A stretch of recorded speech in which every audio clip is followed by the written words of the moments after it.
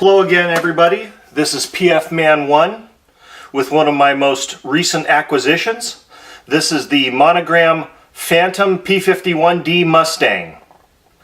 Basically, it's the transparent Mustang. Do you ever remember building one of these as a kid? I didn't think it was too cool then, but as an adult, I think it's very cool now. This thing actually has bombs that drop, a motor that runs the prop, and the landing gear goes up and down on this, on its display stand. I thought, what scratch building possibilities this thing could have. So I bought two kits. I thought about doing one just the classic style, straight out of the box, and the other maybe with some scratch building inside of it, and maybe doing a half and half paint job. Do a half side that is painted in maybe, 6th Air Force or 8th Air Force livery, and then the rest, normally. Anyways, it's a huge box. And to be exact, it's a 20 by 14 size box, so it's a very big box. Pull levers to release bombs, press button to spin the prop, display and control pylon, and operating landing gear. The display and control pylon, I think, is what holds the two D batteries. Gosh, who uses D batteries anymore? Wow. Yeah. Anyhow, here's the side of the kit box.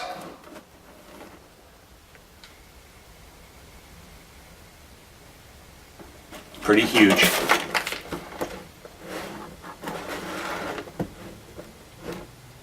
Here we go.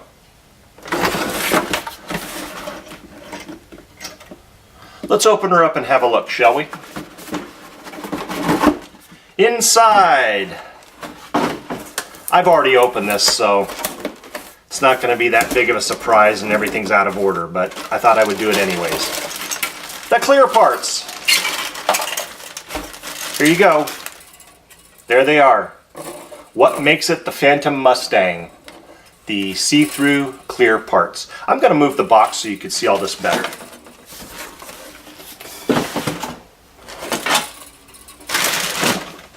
Is that better? There we go. How's that?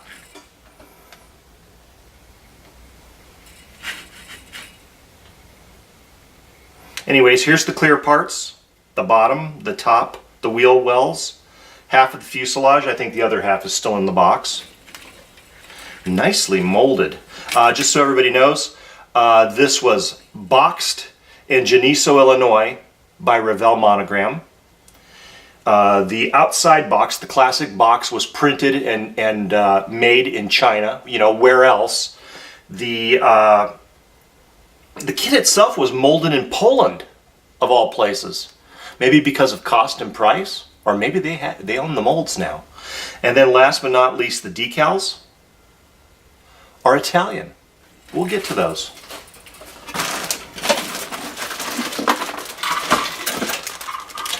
Here's the display stand.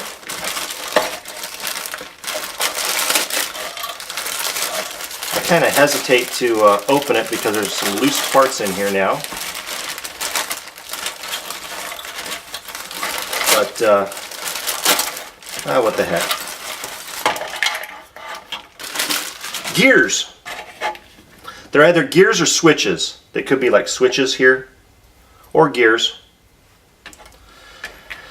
And the red display stand. This obviously, for me, is not going to be stock. It's going to be painted. It's got to be painted. That doesn't look so hot to me. So, there's that.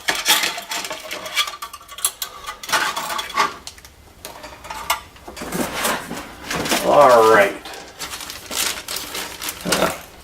Figures, bombs, some interior things. You have your bombs, radiator cooler, 50 cal linked belts.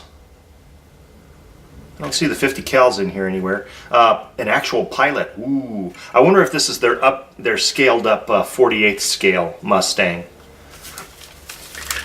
Anyhow, there's that. And then a black sprue. This has got the prop, the wheels, and the pseudo zinc chromate interior pieces, which I will probably repaint a really nice zinc chromate, a proper zinc chromate, if you will. There's the 50 cals. Here's the 50 cals. Here's the prop, tires, engine, rudimentary engine. But you know, I figure if you put a really nice paint job on it, do a little light weathering and some, I don't know, just light weathering, it'll look pretty nice.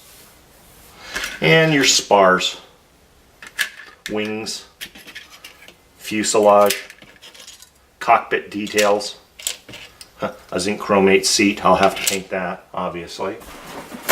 Let's see what else is in here that I might be missing. Hey, look at this. Some more clear parts come falling out of the bag. Better get those out there. And that takes care of that. Now let's look at, you know, a lot of this stuff is motorized, so let's take a look at the motor. Here's the motors that came with it. Let me zoom in a little bit. Let me zoom in a little bit on that.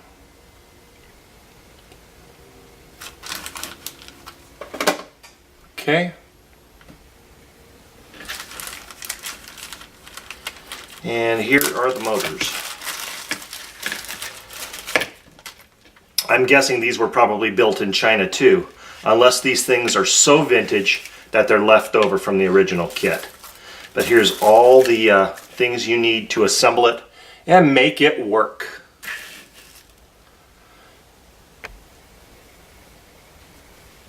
Okay, so that takes care of the motors.